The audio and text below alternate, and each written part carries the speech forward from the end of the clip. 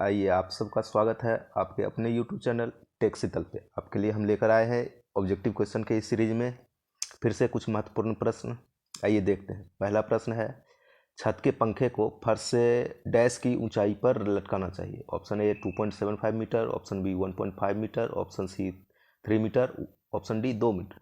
तो छत के पंखे को जो है फर्श से 2.75 मीटर के हाइट पे लटकाना चाहिए। तो इसका आंसर होगा ए। दूसरा क्वेश्चन है, 5S अवधारणा का दूसरा चरण क्या है।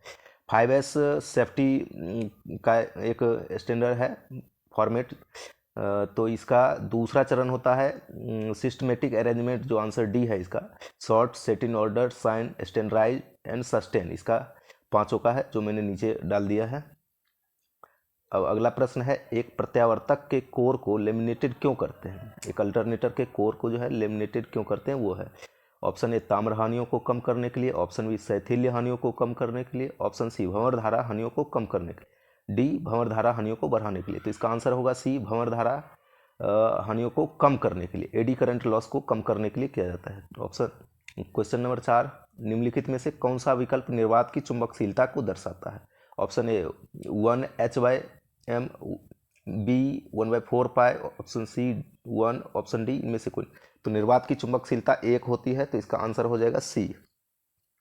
अब चलिए अगले प्रश्न पे। प्रत्यावर्तक क्षेत्र को एक डीसी स्रोत द्वारा उत्तेजित किया जाता है जो सामान्यतः एक डैश होता है। Option A AC motor, option B DC series motor, option C inverter, option D DC shunt and compound generator. तो इसका आंसर होगा D, DC shunt and compound generator. चलिए अगले प्रश्न पे चलते हैं। अगला प्रश्न है, एक नियॉन टेस्टर को उसके डैश वोल्टेज द्वारा निर्दिष्ट किया जाता है।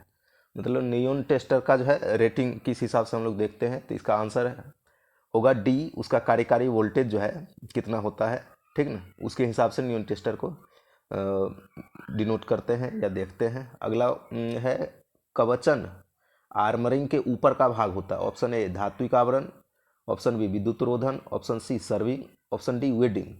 तो आर्मरिंग जो है वेडिंग के ऊपर का भाग होता है, ठीक ना। तो इसका आंसर होगा डी, वेडिंग। अगला प्रश्न है, जेफेट को डैश ट्रांजिस्टर भी क्या कहा जाता है। Option A unijunction, option B unipolar, option C bipolar, option D bi junction. तो जेफेट एक यूनिपोलर ट्रांजिस्टर है, एक ध्रुवीय ट्रांजिस्टर है, तो इसका आंसर हो जाएगा बी। अगला प्रश्न देखते हैं, डीसी मोटर की गति निम्नलिखित में से किसके व्युत्क्रमानुपाती होता है। ऑप्शन ए पश्च विद्युत वाहक बल, ऑप्शन बी ध्रुवों की संख्या, ऑप्शन सी चालकों की संख्या, ऑप्शन डी फ्लक्स। तो डीसी मोटर की गति जो है फ्लक्स के व्युत्क्रमानुपाती होता है, इसका आंसर हो जाएगा डी। अगला प्रश्न है, इनमें से किसमें जेनर डायोड का उपयोग किया जाता है। ऑप्शन ए दिष्टकारी, ऑप्शन बी प्रवर्धक, option C filter, option D voltage regulator. तो जेनर डायोड का यूज वोल्टेज रेगुलेटर के रूप में किया जाता है, इसका आंसर हो जाएगा डी। चलिए अब अगला प्रश्न देखते हैं। अगला प्रश्न है आपका, एक गैर हाइग्रोस्कोपिक विद्युत रोधन पदार्थ में निम्नलिखित में से कौन सा गुण मौजूद रहता है। ऑप्शन ए यह अम्ल तथा क्षार से प्रभावित नहीं होता है, ऑप्शन बी यह मिट्टी तथा हवा से नमी अवशोषित नहीं करता है, इसका विद्युत रोधन प्रतिरोध उच्चतम होता है, यह अज्वलनशील होता है। तो इसका आंसर होगा बी, यह मिट्टी तथा हवा से नमी को अवशोषित नहीं करता है। अगला प्रश्न है, चेतावनी चिन्ह की पृष्ठभूमि किस रंग की होती है। लाल रंग की, पीले रंग की, काले रंग की, नीले रंग की। तो चेतावनी चिन्ह की पृष्ठभूमि जो है पीले रंग की होती है, उसका बैकग्राउंड पीला रंग होता है, इसलिए इसका आंसर हो जाएगा बी। अगला प्रश्न आप देखते हैं। अगला प्रश्न आपका है, डायनमो प्रकार के मापक यंत्र का प्रयोग इनमें से किसके रूप में किया जाता है। Option A wattmeter, option B आवृत्ति मापी, ऑप्शन सी ऊर्जा मापी, ऑप्शन डी मैगर।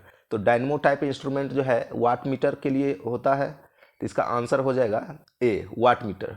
ठीक है, चलते हैं अब अगले प्रश्न पे। प्रत्यावर्तक रेटिंग को किस में मापा जाता है। Option A KVA, option B KVAR, option C kilowatt, option D kilowatt hour. तो इसका आंसर हो जाएगा ए, केवीए। अल्टरनेटर की रेटिंग जो है केवीए में होती है।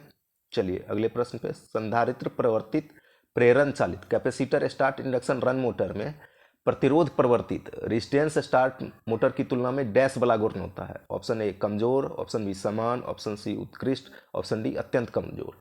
तो इसका आंसर हो जाएगा C, capacitor start induction run motor में रेजिस्टेंस स्टार्ट मोटर की तुलना में अच्छा टॉर्क होता है। अगला प्रश्न है लघु पतित परिपथ में प्रतिरोध का मान कितना होता है। शॉर्ट सर्किट में रेजिस्टेंस का मान जो है 0 होता है, तो इसका आंसर हो जाएगा बी।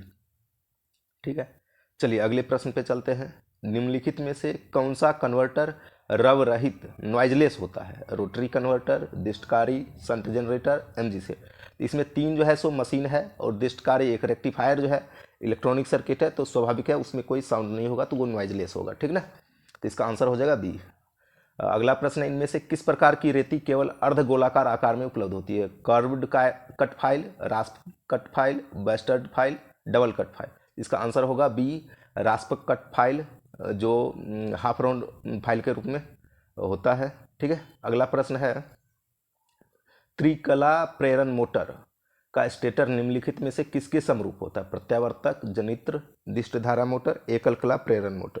3 फेज इंडक्शन मोटर का जो है स्टेटर एक अल्टरनेटर के समरूप होता है, इसलिए इसका आंसर होगा ए। चलते हैं अब अगले प्रश्न पे। मरकरी वेपर लैंप में निम्नलिखित में से कौन सा प्रभाव लागू होता है। रासायनिक प्रभाव, गैस आयनीकरण प्रभाव, तापन प्रभाव, चुंबकीय प्रभाव। तो मरकरी वेपर लैंप में गैस आयनीकरण प्रभाव लागू होता है। ठीक है, तो इसका आंसर हो जाएगा बी, गैस आयनीकरण प्रभाव। ठीक है, चलिए बहुत बहुत धन्यवाद आप सबका इस सेशन में जुड़ने के लिए। आप सब अपना बहुत सारा ख्याल रखिए, इसी प्रकार हमसे जुड़ते रहें। हम आपके लिए लगातार ऑब्जेक्टिव क्वेश्चन का सीरीज लेकर आते रहेंगे। बहुत बहुत धन्यवाद।